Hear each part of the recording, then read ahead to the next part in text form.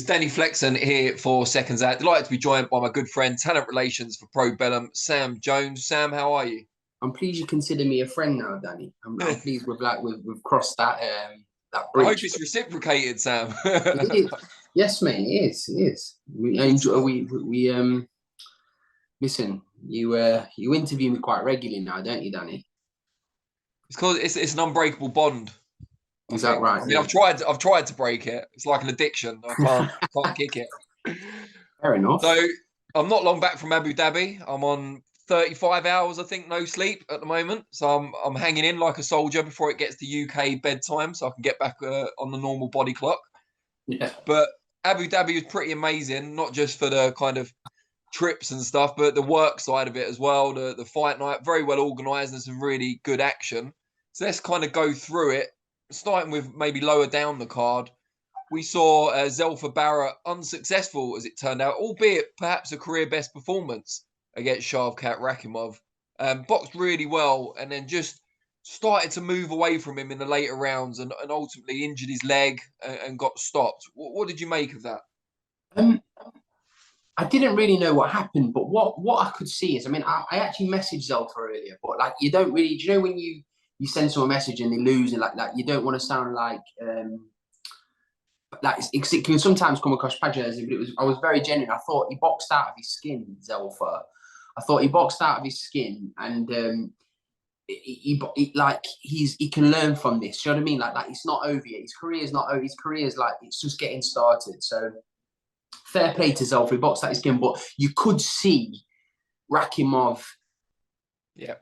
Just not the writing was on the wall, but like you can just see sometimes. He was just pacing himself. He was just getting going, and Zelfa was just started to slow down. Listen, Rakhimov did what he needed to. I don't really know how it like what caused his leg, but I think it looked like it was from a punch, like maybe a burst eardrum or something like that. But look, Zelfa can come back. He's gonna have to rebuild a little bit, but drop back down to say European kind of level. And listen, and we'll see. I'm sure we'll see Zelfa Barrett get another opportunity. And who knows? Joe Cordina could beat Rakhimov, and Zelfa Barrett can fight Joe Cordina. Who knows? It's an easy fight to make the both in matchroom, but we'll see. But good luck to Zelfa. I thought he boxed very, very well. Yeah, I sent him a text as well, very similar to yours. He hasn't replied to mine yet, but it's fair enough. Not going to hold it against him. He's probably like limping to the phone or whatever at the moment. But yeah, really brave performance from him, I thought. And we saw Chantelle Cameron become, I think, the first UK female to become undisputed champion against Jessica McCaskill. A fight that was kind of high on effort, but maybe low on quality in places. I think she certainly deserved the win. Expected a bit more from McCaskill, if I'm honest. Sometimes, Danny, I know she's boxed Cecilia Brackhouse, but sometimes people they think, oh yeah, she's so bad. McCaskill was terrible. I know I tweeted last night saying she looked like me trying to flatten a daddy long legs in the kitchen. The way she was boxing, it was horrific. Like, but her game plan was, in my opinion, disrespectful to Chantelle, because you could see she was just trying to walk forward and throw one or two shots. Like whoever must put that game plan together has done zero research on Chantelle, because Chantelle can fight like that for 20 rounds. Yeah, it was an ugly fight. Nobody wants to see that again. But Chantelle won the fight comfortable, like really comfortable. So, and just beating her with the basics as well. Like it was a good stiff jab. And Chantelle, yeah, listen, sometimes you're not going to look amazing in every single fight. And it wasn't the thriller that it was probably, we all thought it could be. But Chantelle got the job done. She got the job done against, on paper, the toughest opponent of her career, and made it look like one of the easiest opponents of her career. I want to see Chantelle fight Katie Taylor at Croke Park, undisputed against undisputed. Yeah. Is this the right time, do you think, for Chantelle? Katie looks maybe not quite as she was. Yeah, but this is what I mean. When you can't win the undisputed title and say, oh, is it the right time? Of course, it's the right time. When's it going to be? Chantelle deserves her opportunity, Danny. She's done boxing the hard way. She's been on small shows. She had a tough start to a pro career, like with the changing of the trains. I know it was not ideal for her, but listen, she's done amazing to get to where she is, and I'm honestly, I'm so happy for her. I mean, Jamie Moore should have 2 undisputed champions in his gym, Danny. He should have Jack Catterall and he should have Chantelle Cameron. There's not many coaches out there that can kind of boast that. Do you know what I mean? Like, he should have 2 undisputed champions. So big credit to Nigel Travis and Jamie Moore, 2 really, really top men and top coaches. I agree. And yeah, what you said about Jamie Moore is very true. And I think he's going to get a second bite of that cherry, isn't he, with Jack Catterall, hopefully early in the new year. Not undisputed. We won't go into that because I moaned a lot about the time. But yeah, he'll fight Josh Taylor, I think, for the WBO world title. And hopefully for Jack, he can right the wrong that definitely happened in Scotland last time. But yeah, he won't be for the undisputed, but it's a big consolation to winning a world title against the opponent that you beat last time. You just didn't get the result. So, but yeah, good luck to him. Obviously doing great things in that gym. And Akid Fiaz boxed very well as well. So shout out to Akid Fiaz. He did. And he brought quite a lot of fans with him as well, Akib. So that was he always does. See. He always does. He's a fan favourite. He's a lovely guy, Akid Fiaz. You can only wish him very well. Now, we saw Dmitry Bivol in the main event. I think everyone was very impressed with his ring craft, the way he controlled the pace and the distance against Bivol-Ramirez. He was a very talented fighter, no doubt, had his moments, but never looked like winning the fight. And I guess the only thing that I was slightly disappointed about was that Bivol, despite appearing to hurt Ramirez a couple of times, never really put his foot on the gas and tried to get him out of there. And when I suggested that to him in the post-fight press conference, he seemed to take it as a bit of an insult. Maybe it was my tone. But I know what you mean. But like, he's mustard, isn't he, Bivol? He's fantastic fighter. His ring generalship. I mean, I tweeted yesterday. They're talking about a rematch with Canelo Alvarez. No point.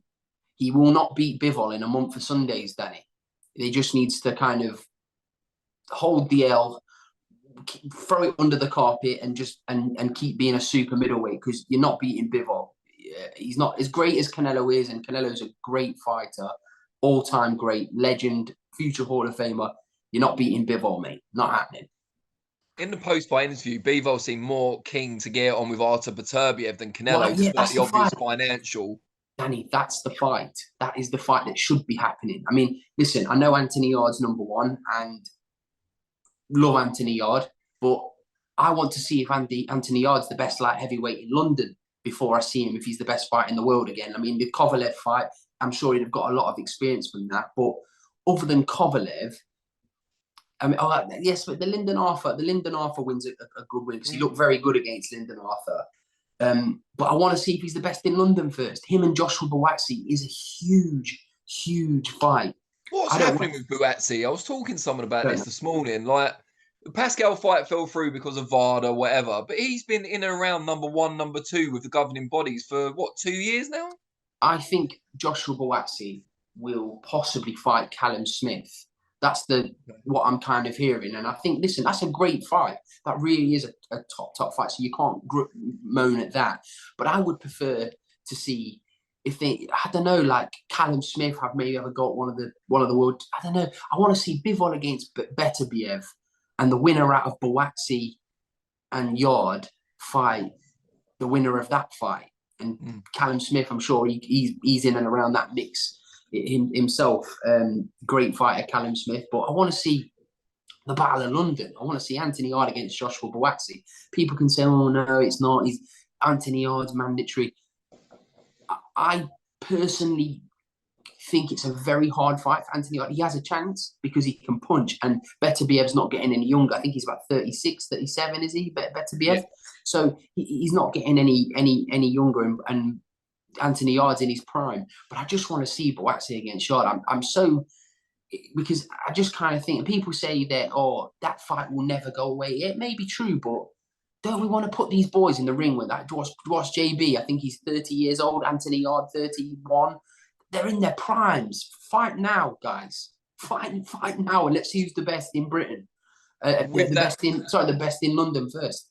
With that in mind, the two fights you've just suggested, who would you pick to come out on top? So Yard against Buatsi and Beterbiev against Bivol. I think Bivol would beat Beterbiev. And if you would have asked me before the Lindenhofer fight, I'd have just said Joshua Buatsi comfortable to beat Yard. But you know me, Danny, right? I'm always like, don't sit on the fence, but I have to actually sit on the fence on that fight. I actually don't know. I think it's a 50-50 fight between Yard and Buatsi. Two really top talents. I just think flipping it. Let's get it on, guys. It's a huge fight. Hold on, I'm not going to let you dodge out of a prediction. Come on. I don't know, Danny. Really, I don't know. I don't know who win that fight. I'll tell you, but a fight week, I'll tell you. But like, I just can't. As a cop out, they might never fight. I've never ever, like, when have I ever done that? I'm telling you, I maybe lean towards Joshua Buatsi. I don't know, but Yard could chin Buatsi. They could both chin each other. It's a great fight. What about Beterbiev Bivol then? You played your trump card. Unanimous decision, Bivol. Yeah, I agree. I think Beterbiev's fearsome, but I just think Bivol's so intelligent. Such a smart fighter. Such a smart fighter. A big shout out to Spider Richards, by the way, who put on a better display against Bivol than both Canelo Alvarez and Ramirez. Probably the hardest he's been pushed. So anybody that wants to lay into me on the comments, go watch the fight back, chaps. I think Richards, if he'd have pushed on a bit more against Buatsi, could have maybe pulled that one out as well. 100%. I mean, I had that fight way closer than what the commentary and the judges had it. I mean, I had it very close. I had Buatsi winning, but by a round in that fight, if I remember rightly. But shout out Spider Richards, mate. Great fighter in his own right. That was a star-studded week in Abu Dhabi. Lost count in the amount of legendary people I interviewed, including, Oscar De La Hoya, Freddie Rose. Did you not watch any of the Crown Jewel yesterday, Danny? I'm actually surprised. You were so close to the side. You didn't get to watch any of the Crown Jewel. No, well, I've seen clips of it since. I was getting updates on it. What a match! The main event, I heard it was amazing. I have to apologise to Galal Yafai because I only watched the last 2 rounds, I think, of his fight. Maybe I don't know. I can't remember, but it clashed. It wasn't a bad fight, but Cal Yafai's fight was better than Galal's fight. Yeah, I watched Cal Yafai's fight. He had a disastrous start, didn't he? But listen, ring rust is real. I'm not saying because ring rust is a real thing, and I think that's what actually showed with Cal yesterday. Real ring rust, but his championship quality shown in the later rounds, and I had him pipping him to win. So well done to Cal Yafai yesterday. But mate, Roman Reigns against Logan Paul, what a match, by the way. From what I've read, Logan Paul just excelled himself and is like the best thing ever after 3 matches. Mate, what a talent. I know people like to lay into Logan Paul. I'm sure I've laid into Logan Paul before, but mate, what a natural talent he is. So, fair play. We'll move on for that because I know I'll get a load of stick in talking like that. But yeah, fair play. He did a buckshot lariat without his knee buckling, unlike another wrestling legend we could mention. However, let's move on. Guest of honour, I suppose you could say, last night was Anthony Joshua, who came in about halfway through the card. Actually sat and watched complete undercard fights, which was more than some of the journalists did. So fair play to him. And yeah, people were kind of drawn to him like, what's a nice way, bees round honey. And he seemed happy to be there.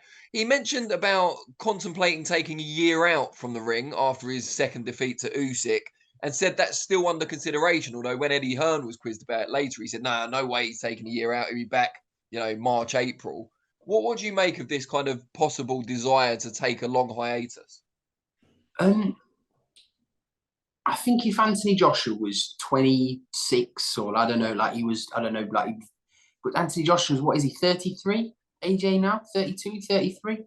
You don't need to be taking a year out, but he does need to take, I'm glad he's not boxing before Christmas because it's good. Go and have Christmas, go and spend time with your family, and then he needs to just decide who's coaching him, Danny, who's his coaching team, because that's still, for me, up in the air. Robert Kraken was there last night. I mean, I don't know if they crossed paths, but it's like what I said. Why wouldn't they still talk I'm anti-Joshua sure they're and Bobby? cordial. Yeah. What a relationship they had together. They've conquered the world together. But anyway, like what I said before, if you want Angel Fernandez to train you, just train with him. But if you don't trust Angel Fernandez, go and train with Robert Garcia in America or whoever, by the way. I don't know, I've spoke about this a few times, but I would like to see Anthony Joshua settled again and confident because he's an unbelievable fighter, AJ. I want to see AJ against Deontay Wilder, Danny. I want to see all these big heavyweight fights happen. And I want to see him fight because this year, it's been a year for the fights not to happen. Do you know what I mean? We've seen a lot of talk, but not a lot delivered. So AJ suggested apparently quite a few different potential opponents to Eddie Hearn, some of which weren't met with particular enthusiasm. Andy Ruiz Jr. in a third fight. I don't think Eddie was too keen on that one. Jalalov, yeah, it wasn't understandably not keen on that one. Listen, Jalalov will fight Anthony Joshua. Oh yeah, I know. Whenever. But he's got nothing to lose, has he? I mean, you don't want to fight someone like that. Danny, I'm telling you something now. Jalalov is a dangerous, dangerous motherfucker. He really is. He's. Who should Joshua fight? There's been talk of Otto Wallin, Dillian White. I would say. I mean, I know business-wise, he should fight Jarrell Miller. Yeah. He should fight Jarrell Miller. That's business-wise. I know people say, "Oh yeah," and I agree. It'd have to be in America, though, wouldn't it? He wouldn't get approved. Should be. Would it not be at the O2? Oh, no, I'm not saying he wouldn't sell, but I don't think the board would let him fight in the UK, especially after all the stuff with Ben. And I just can't see it happening. I don't. He served his ban, Danny. But anyway, like what I say, Jarrell Miller should be banned for life before I get all the people going, no, he shouldn't get the payday. I'm just saying, business-wise, Jarrell Miller's a good comeback opponent for Anthony Joshua. There was Needle there. Release the old gloves are off footage. You've got a great little momentum builder there. Jermaine Franklin is not very good, by the way. So don't expect much from him against Dillian White. Dillian White will be ready potentially for an AJ rematch. Yeah. Dillian White against AJ, it's a natural rematch, isn't it? It's I think they've got more respect for each other nowadays, but I'm sure they'll build it into another kind of grudge rematch kind of thing. And Anthony Joshua can fight anyone, Danny. Zhang, Hrgovic is a great fight for Anthony Joshua, especially Hrgovic didn't look the best he's ever looked at against Zhang in the last fight. Anthony Joshua's still a superstar, Danny. He can fight anybody and it's a great fight. But Anthony Joshua being AJ, you only have to look at his CV. He will fight anybody. So I would like to see AJ come back February, March next year and take on a proper live opponent. Someone else I spoke to last week, although he didn't particularly want to be interviewed, but I used the charm and persuaded him somehow. I'm not sure quite how that worked. It doesn't work on the ladies, but it works on... Yeah, it works on you, and it works on Klimas. There you go. It works on a certain type of person, clearly. But getting to the point, he said that everything for Fury against Usyk early in the new year is done from their end. I said, well, what if Chisora springs the upset? I tried to stifle my laughter as I did so, and he did the same. But he said, then we'll just go back in with Chisora and do an undisputed fight. Yeah, most likely Fury's going to come through. No disrespect to Derek. We won't talk on that subject. We've already been there. We don't need to talk about it again. Is there anything else that can still get in the way of this undisputed fight? No, only egos and whatever. But it should be. It should just be, it should be the easiest fight in the world to make. It's an undisputed fight. It's the natural fight for both men. It's what should be happening this year, but I think Usyk wanted some time out, which fair enough. If he wants some time out, he's had a hard year. His country's had a hard year. No problem. Take Tyson's having a run out in December. Again, no disrespect. And then we're going to get the undisputed fight probably in Saudi Arabia, and it's going to be a huge fight, huge night. Can't wait to watch. I'll probably want to go and watch that ringside. Now, before I let you go, obviously big Probellum show coming up next week, because it's Sunday today. Yeah, next week. My mind's still on Abu Dhabi time, although it's Sunday there as well. Yeah. But yeah, big show. Sonny Edwards in the main event, defending his world title. Looking at Bam Rodriguez possibly after this one. Just run down the card for us. I mean, I've heard Bam's fighting somebody else in the next week. So, I mean, for a lot of people saying that Sonny Edwards can't punch, he can't do this, and he gets kind of overlooked. Nobody wants to fight him. Sonny will fight anybody. So Sonny will hopefully come through his fight next week, which I expect him to with flying colours. And Sonny wants a super fight, so looking forward to seeing that. Estrada, winner or loser? He'd fight any. You ask him. you reconnect with Sonny, and I'm sure he'll tell you he'll fight. He'll fight. You come in. I'll drop him a text. I'll go into his DMs. Yeah, slide into the old Sonny's DMs, and he might charge you $8. Sonny's actually said that he wants to start charging people to interact with him. Now Elon Musk is charging for blue ticks, so you might have to pay him $8 to get a message back from him, but it'll be $8 worth spending. So yeah, get yourself to fight with next week, Danny, and we'll catch up then. Shabazz Masood against Jack Bateson. Cannot wait for that fight, for the WBA Intercontinental, British title eliminator, and for the Ali Tazeem Trophy. Very special, very special. His dad's going to present that, by the way, in the ring, which is going to be very... For people that don't know, and there will be some watching this who don't, just tell us who Ali Tazeem was and why he has a trophy in his honour.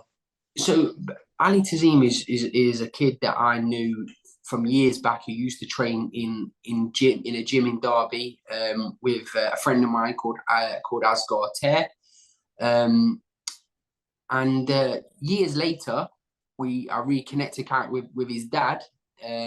So I met his dad in Dubai, and we spoke about talking about his son, because I've always followed Ali Tazeem's career. He was a very, very talented amateur, and he was 18 years old, spoke to his dad, met with Ali, and we signed Ali. And I announced him in the ring after his last amateur show.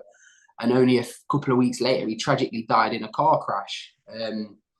So it's still hard to even speak about it, to be honest with you. And 18 years old, had his whole life in front of him. And if you've never watched him, just go back and click some of his old amateur fights. He was a really gifted, special talent. And it hit me hard. So I don't know how it's hit. You can only imagine about his family. I think 10,000 people went to his funeral, Danny. That's how hard. Yeah. You Google it, 10,000 people. I'm not wide of the mark there. It was definitely, I think it was around 8 to 10,000 people went to his funeral. So you can only just see how highly thought of him and his dad and his family were. And I promised his dad that I will always try my very best to keep his name going forever. And we wanted to put this trophy that we're going to announce, that we're going to do once a year. We're going to handpick a fight, what we deserve, what we think deserves this, like a breakthrough type of fight, which is nothing more fitting than Shabazz against than Jack Bateson. And Shabazz knew Ali very well, and Jack also knew Ali. So we're going to get Ali's dad in the ring after the fight and present the winner with the trophy, and it's going to be very, very special. And I'm glad I can play a little bit of part of keeping Ali and Tazeem's son's name in people's mouths forever, because that's what him and his family deserve, Danny. Well, that's a heartwarming gesture, and I'm sure his family will be very, very grateful. Sam, really appreciate your time. It's made it a lot easier to stay awake for the next 4 or 5 hours. So I appreciate that. And nice let's catch up again when I'm back on UK time. Yeah, mate. See you next week at the fight week. Take care, mate. See you soon.